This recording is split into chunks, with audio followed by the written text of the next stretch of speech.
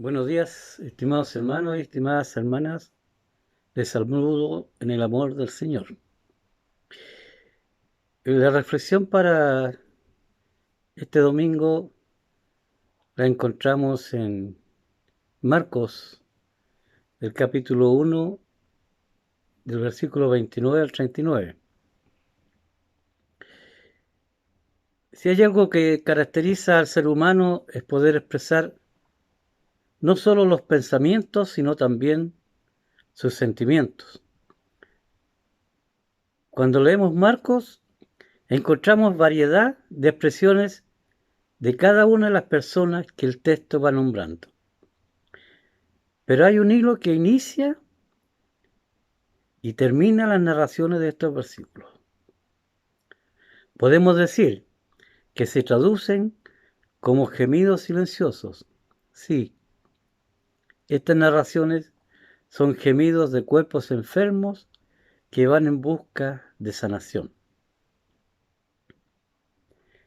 Al inicio de esta porción del Evangelio, Jesús entra en la casa de su amigo Simón. Allí está la suegra de Simón. Mucho se ha dicho, se ha hablado de la enfermedad de esta mujer. Sin embargo, es más importante tratar de comprender cómo ella se sentía al estar en cama y con fiebre. Todos hemos experimentado esa fiebre que nos produce dolor en todo el cuerpo y nos arrebatan la fuerza. En esa situación, Jesús se entera de este cuerpo que sufre. Se acerca y hace contacto con la mujer. No le habla, sino que la tomó de la mano. Jesús seguramente sintió la fiebre de la mujer al tocarla, sintió su dolor y dice el texto, la levantó e inmediatamente se le pasó la fiebre. Sin duda, este fue un milagro, el segundo que realiza Jesús en el Evangelio de Marcos. Cuando hablamos de milagros en los Evangelios, solemos fijar nuestra mirada en Jesús, el Maestro, el Jesús sanador. Sin embargo, qué importante resulta no descuidar sus gestos y especialmente tratar de no cerrar la puerta que el mismo Jesús abrió cuando decidió que su misión era tocar y perder el temor de acercarse a las personas, especialmente a aquellas como la suegra de Simón, en la que habitaba una dolencia. La narración cuenta que luego que la mujer se sintió sanada, se puso ella a servirles. Era una de las funciones de la mujer en esa época y en esa cultura. Era servir. El texto no nos dice más, pero podemos intuir que la mujer sirvió a quienes se encontraban en aquella casa con el cariño de cualquier madre, con esa reciprocidad de afecto que se genera cuando alguien nos hace algún bien. Los verdaderos milagros se dan en estas situaciones, cuando los cuerpos se acercan con respeto y sincera compasión. Un cuerpo sano no tiene precio. Por eso eran tan importantes para Jesús estos acercamientos hacia las personas. La suegra de Simón posiblemente había sido marginada por no cumplir con su sociedad. Qué importante resulta preguntarnos dentro de nuestras familias, ¿cómo solemos marginar a las personas cuando tienen alguna dolencia o cuando ya no nos sirven? Cuando Jesús hace que la mujer se levante, también está restituyendo su dignidad. Es un ejemplo que todos y todas deberíamos imitar. El texto nos da otros datos más. Narra que cuando atardeció, se acercó la gente a Jesús con todos sus enfermos y con todos los endemoniados. ¿Y qué hizo Jesús? Jesús a todos los sanó. ¿Cuántos males sacó de los cuerpos de aquella población? Pero lo más importante, resulta constatar que Capernaum era una nación enferma, era una sociedad enferma. Si hoy miramos a nuestro alrededor, nos encontramos con situaciones similares. La mayoría de nuestros espacios sociales están enfermos. Y cada uno de nosotros y nosotras somos parte de ellos. Enfermedades físicas, enfermedades psicológicas y enfermedades emocionales. En ese entonces no había hospitales. Los enfermos estaban en las casas. Hoy los hospitales están siempre llenos, producto de esta pandemia que tenemos en este momento. Hay muchos enfermos que están esperando ser operados, pero no pueden hacerlo. En aquellos tiempos y en los actuales, la enfermedad es un síntoma del tipo de sociedades que hemos formado los seres humanos. Hemos roto los espacios naturales sanos. Hoy las personas se agolpan en las salas de los hospitales para ser sanadas, creyendo que los fármacos pueden curar sus dolencias. En medio de estas sociedades enfermas de ayer y de hoy, Jesús realiza, según este texto, dos acciones más que nos sorprenden, o al menos deberían hacerlo. La primera acción que Jesús realiza luego de haber estado en contacto con tantos cuerpos enfermos es salir de madrugada e ir a orar a un lugar solitario. Jesús necesitaba esos momentos de quietud y de soledad, momentos donde seguramente recordaba su vivencia junto a tantos cuerpos enfermos y con espíritus impuros. Era un espacio donde se daba el tiempo para acercarse a aquel a quien llamaba Abba. Abba significa padre o papá,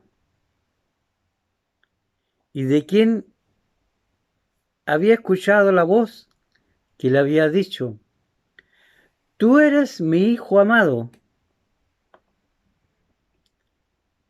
La oración era su fortaleza, su espacio vital. De otra forma, no hubiera podido sostener su misión de predicar, de sanar y de enseñar.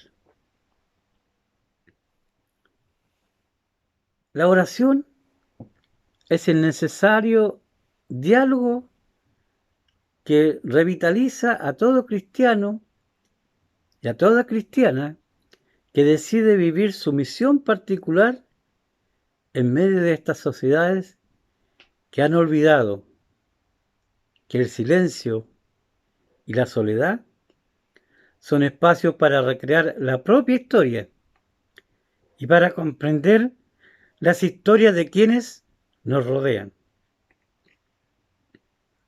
Orar también es el espacio donde maduramos nuestras experiencias y donde las experiencias se transforman en sabiduría.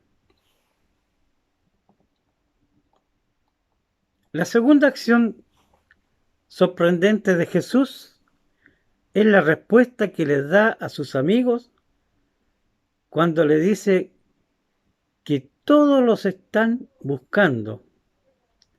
Todas estas personas enfermas lo están buscando a él. Jesús invita a estos hombres, a Simón, a Andrés, a Jacobo, a ir a los lugares vecinos. Los anima a caminar por toda Galilea, a entrar en las sinagogas y predicar, sanar y expulsar el mal.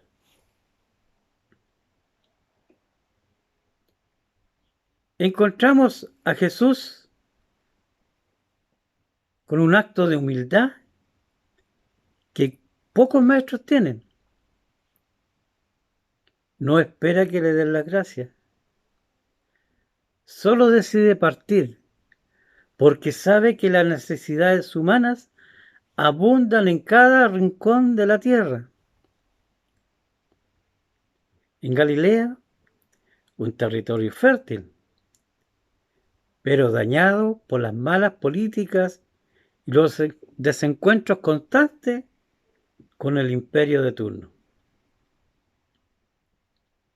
Un territorio empobrecido y enfermo. Por eso Jesús no pone límites a su misión, ni mide tiempos. Al contrario, arrebata encuentros, toca a las personas, se acerca a ellas y comparte la energía necesaria para que las personas respiren salud interior y también salud exterior. También podemos recordar a Pablo. Todos conocemos cómo nació Pablo. Saulo se llamaba en ese tiempo. Saulo era este hombre que perseguía a los cristianos. Pero cuando iba camino de la persecución, cayó a tierra, quedó ciego, y una voz del cielo le dijo: Saulo, Saulo, ¿por qué me persigues? Aquí Saulo supo de quién era esa voz que le hablaba. E inmediatamente él partió, sin vista con sus amigos, a la ciudad que el Señor le había dicho. Y desde ahí, él empezó a predicar el Evangelio. Miren, qué curioso. Cómo una persona que andaba persiguiendo a los cristianos para castigarlos, ahora él está obedeciendo a esa voz que le dijo: Saulo, Saulo, ¿por qué me persigues? Quizás muchos de nosotros hemos escuchado esa voz de Cristo y nos dice: ¿qué estás haciendo? ¿Por qué estás ahí? ¿Por qué estás fuera de lo que dice la palabra del Señor? ¿Cuántas veces el Señor nos puede decir: mira, anda, ve allá, Ve al otro lado. Anda donde tus compañeros, tus vecinos, tus familiares, tus amigos. Y el Señor está aquí con nosotros. Pero nosotros, ¿qué tenemos que hacer? Tenemos que cumplir. Cumplir con lo que Él nos prometió. Él nos dijo, ir por todo el mundo a predicar a toda criatura.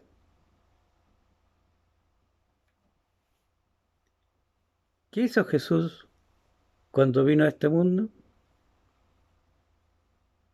Vino a sanar y a salvar. Vino a restituir a cada uno de nosotros en el aspecto espiritual. La enfermedad puede pasar, pero el espíritu es importante para cada uno. Así como esa mujer estaba enferma, con dolor que no podía hacer nada, ¿cuántas veces nosotros hemos estado igual? Pero el Señor nos levanta y podemos trabajar en su obra y nos puede decir, anda aquí, anda allá. ¿Y nosotros qué tenemos que hacer? Obedecer la voz del Señor. Lo importante y más significativo de este mensaje es que nosotros debemos cumplir lo que el Señor hizo en esta tierra, que es de predicar su santo evangelio de paz y amor a cada una de las personas, para que cada persona que uno converse pueda ser sanada de su espíritu y también de su cuerpo. En este tiempo, ¿cuántos milagros hizo Jesús en la tierra? Jesús hizo muchos milagros. Ahora, en nuestro tiempo, ¿cuántos milagros ha hecho Jesús? Muchos milagros ha hecho Jesús también. Así como iglesia, como hermanos o hermanas, debemos seguir predicando el evangelio de paz y amor. Y si hay que orar por algún enfermo para que Dios en su misericordia lo sane, oremos, porque esa es su voluntad y no la nuestra. Dios tiene la última palabra.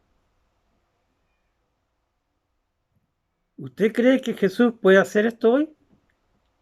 Sí, lo hará. Porque Jesús, después de haber trabajado todo el día, Él se retiraba a orar a su Padre por el trabajo del día y pedirle fuerza para el día de mañana. La oración es la llave importante en este tiempo.